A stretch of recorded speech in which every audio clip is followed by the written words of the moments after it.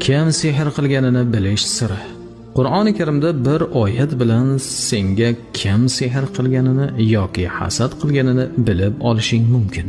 Yana boshqa yashirin ishlarni kashf qilib haqiqatiga yetish ham mumkin. 3 kecha davomiy bu oyat o'qiladi. Sharti tahoratdir. Uyqudan oldin virdni o'qib yotadi. Birinchi Oyatul Kursi 7 marotaba. Ikkinchi Baqara surasining oxirgi oyati 1 marta. Lillahi ma fis samawati va ma fil ard deya boshlanadi.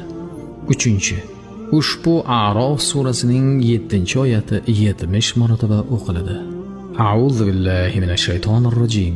Bismillahir rohmanir rohim. Falanaqussanna alayhim bi'ilmin va ma kunna g'oibin. Ma'nosi: ba'zi ularga ilmiy ravishda qissa qilib beramiz. Holbuki biz g'oyib bo'lmagan edik.